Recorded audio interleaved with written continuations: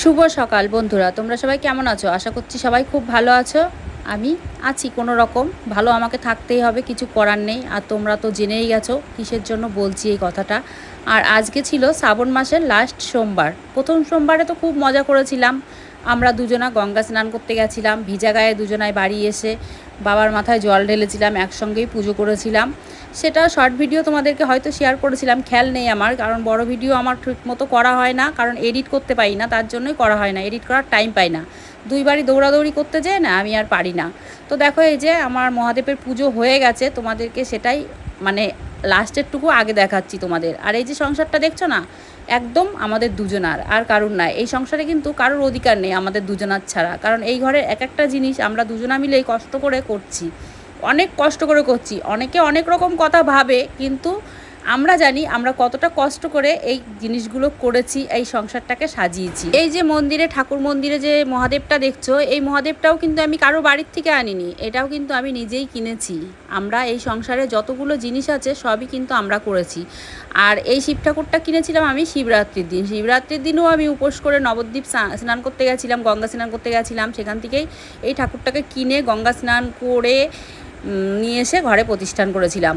আমি নিজেই করেছিলাম, তোমাদের দাদা আর আমি দুজনা মিলে একসঙ্গেই করেছিলাম। তো তোমাদের দাদাও কিন্তু সেদিনকে আরও একটা ঠাকুর প্রতিষ্ঠান করেছিল, সেটা হচ্ছে ওদের পাড়াতে। তো ওরা সবাই বন্ধুবান্ধব মিলেই করেছিল, ফালতু বলে লাভ নেই যে ওর দাদা, তোমাদের দাদা একাই করেছিল, সরি ভুলভাল হয়ে যাচ্ছে, একটু বুঝে নিও। তো তোমাদের দাদা একা করেনি, সবাই বন্ধুবান্ধব সবাই একসঙ্গেই করেছিল।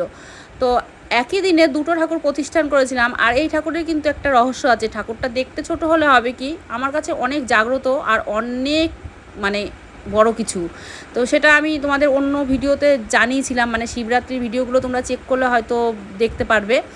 তো আমি আর নতুন করে কিছু বলছি না। তো এখানে দেখতেই পারলে একটা মালা এনেছিলাম, মালাটাকে দুটুকরো করে দুটো ভাগে দুটো মালা করে নিলাম, কারণ ওই বাড়িতে এক টুকরো নিয়ে যাবো একটা মালা, আর এখানে ঠাকুরকে একটা মালা পরাবো। আর দুধ পড়া নাকি খুবই খারাপ আমি শুনেছি। দেখো হট করে আমার হাতের থেকে দুধ পড়ে গেল, আর মনের মধ্যে না একটা খুঁতখুঁতি শুরু হয়ে গেল যে দুধটা কেন পড়লো এটা মনে হচ্ছে।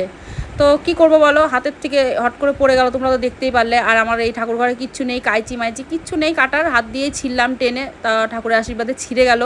আর মালাটাও কিভাবে কাটলাম তোমরা তো দেখতেই পারলে। পুজো করছিলাম তখন আবার বাইরে এসে কাকিমা ডাকছে, বলছে কলা এনেছো, একটা কলা আনতে দিয়েছিল আর বেলপাতা আনতে দিয়েছিল, বেলপাতাও নিয়ে এসেছি, কাকিমার জন্য একটা কলাও নিয়ে এসেছি।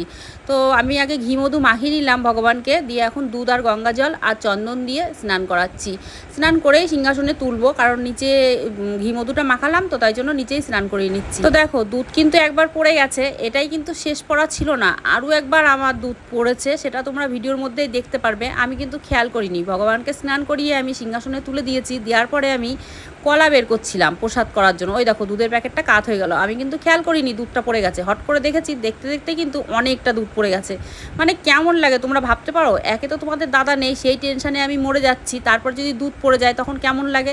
মানে মনের মধ্যে জ্বালাতনের শেষ নেই, যে মানে এরকম একটা হবে সেটা আমি ভাবতে পারিনি। আর তোমাদের দাদার সঙ্গে তো প্রতিদিন কথা হয় না, সে কেমন আছে না আছে সেটা তো বুঝতেও পারি না। আর ভগবানের কাছে একটাই কামনা করি, সে যেন খুব ভালো থাকে যেখানেই থাকুক। কি আর করবো বলো, দুধ পড়ে গেছে, মনটার মধ্যে খুব খারাপ লাগছে, কষ্ট হচ্ছে, কিচ্ছু করার নেই, নিজের হাতে তো কিছু নেই যে একটা ফোন করে জিজ্ঞাসা করবো যে তুমি কেমন আছো, কি করছো, কি খেয়েছো, কিছুই ক্ষমতা নেই আমার ক্ষমতার বাইরে এটা। তবে হ্যাঁ, ঠাকুরের কাছে আমি সবসময় একটাই প্রার্থনা করি, সবাইকে ভালো রেখো, আমাকে কষ্ট দাও, আর এতটাই কষ্ট দিও আমি সহ্য করতে পারি, নিতে পারি।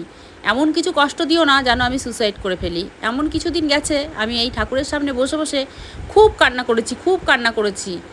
শুধু একটা কথাই বলেছি, তুমি আমাকে এত কষ্ট কেন দিচ্ছ ভগবান, আমি এমন কি অন্যায় করলাম, তোমার কি আমার সুখটা একদম সহ্য হয় না?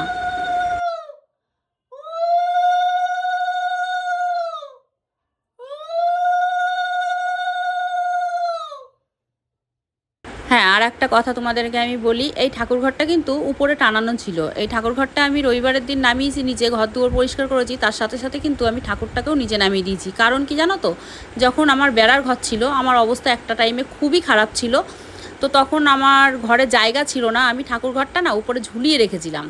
তো আমাকে কেউ একজন বলেছিল, মানে বড়রাই বলেছিল, যে ঠাকুরঘর না কোনো দিন ঝুলিয়ে রাখতে নেই, তুই যদি ঠাকুরঘর ঝুলিয়ে রাখিস তাহলে তোর জীবনটা ঝুলে ঝুলেই কাটবে। তো এরকম একটা অঘটন হলো, তোমাদের দাদার এরকম একটা কেস হবে সেটা আমি স্বপ্নেও ভাবতে পারিনি। তো সেই জন্য আমি না ঠাকুরঘরটা নিচে নামিয়ে দিয়েছি। তো এখানেই রেখেছি, জায়গাটা খুবই কম, সেই জায়গাটাই নিচে রেখেছি। আর নিচে একটা পিঁড়ি মতো তোমাদের দাদা বানিয়ে এনেছিল কুলারের নিচে রাখার জন্য, সেই পিঁড়িটার উপরে ঠাকুরের সিংহাসনটা পেতেছি। তো তোমরা যদি কেউ ঠাকুর ঝুলিয়ে রাখো, তোমাদের যদি জায়গা থাকে সেরকম, নিচে নামিয়ে দিও। কারণ আমি একটা গুরুজনের কাছে এই কথাটা শুনেছিলাম বলে তোমাদেরকে একবার জানিয়ে দিলাম। আর এইদিকে দেখো আমার পুজোটাও কিন্তু কমপ্লিট হয়ে গেছে তোমাদের সঙ্গে গল্প করতে করতে। আর আমি মালাটাও জপ করে নিয়েছি, আর তুলসী তলায়ও কিন্তু জল ধূপকাঠি দিয়ে এসেছি। আর ঠাকুরের কাছে আমি কিন্তু সবসময়ই অন্যায় স্বীকার করি যে আমি যদি কোনো ভুল করে থাকি, প্রভু তুমি আমাকে ক্ষমা করে দিও, কারণ আমি মানুষ আর তুমি ভগবান।